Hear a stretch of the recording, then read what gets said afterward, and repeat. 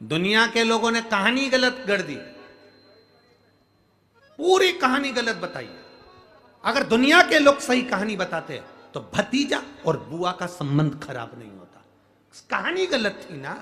लोगों ने कहा, हिरण्यकशिपु ने अपनी बहन से कहा, बहन तू अपने भतीजे को गोदी में रखकर बैठ जा और चादर ओढ़कर बैठ जाना, तू बच जाएगी, तेरा भतीजा जल जाएगा। तो बुआ भतीजे को जलाने के लिए गोदी में लेकर बैठी। बोलो सही है कि गलत है? लोगों ने कहानी गलत बताई। होलिका, लोगों ने कहा उसने अपने भतीजे को जलाया। पहले तो होलिका का नाम तो निकालो कि होलिका का नाम क्या है। कथा वालों ने कह दिया हिरण्यकशिपु की बहन थी होलिका, वो अपने भतीजी प्रहलाद को गोदी में लेकर बैठ गई। वो प्रहलाद को हाथी के पांव के नीचे डाला, खोलते तेल में डाला, अग्नि में डाला, इसमें डाला, उसमें डाला, नहीं मरा। आखिरी में अपनी बहन से कहा, होलिका तो अपने भतीजे को गोदी में लेकर बैठ जा। पहले उस होलिका का असली नाम तो लाओ, जिस होलिका का नाम विष्णु पुराण में डूंडा लिखा है। क्या नाम लिखा है? डूंडा। होलिका का असली नाम लिखा है विष्णु पुराण में डूंडा। इसलिए आज भी होली में लकड़ी नहीं जलाई जाती, मोटे मोटे ढूंढ जलाए जाते हैं, क्योंकि उसका नाम डूंडा है।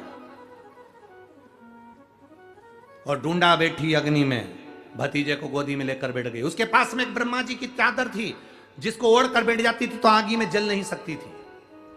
डूंडा ने देखा चारों तरफ से आगी लग गई, मेरा भतीजा जल जाएगा। तो बुआ को लगा मेरा भतीजा जल जाएगा।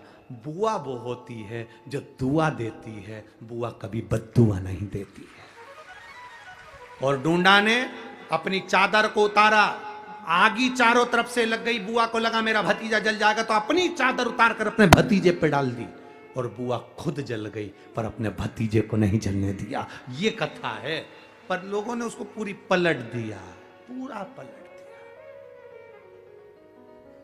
बुआ कब जलाई अपने भतीजे को?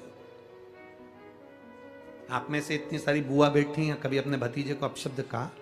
कभी अपने भतीजे को श्राप दिया? कभी अपने भतीजे को बद्दुआ दी? नहीं।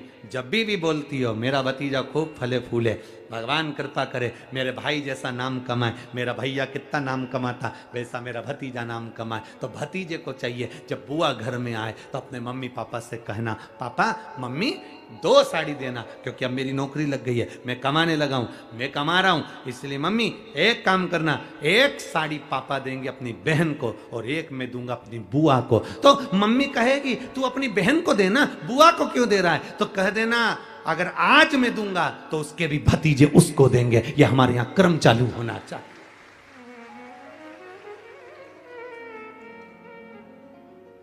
पर करे क्या? 4 भाई 1 साड़ी बहन को जब देते हैं पैक करके, पूरी पैकिंग,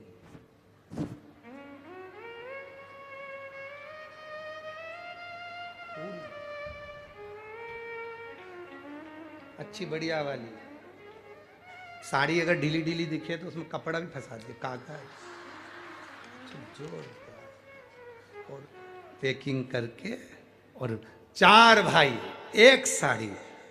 चारों भाई राखी बनवाने के बाद ऐसे हाथ लगा के देते हैं जैसे पूरे पुणे की प्रॉपर्टी दे रहा है, पूरे पुणे की प्रॉपर्टी।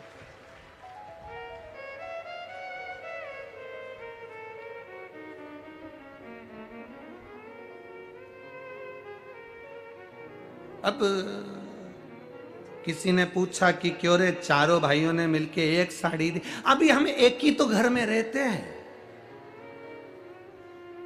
सब एक हैं।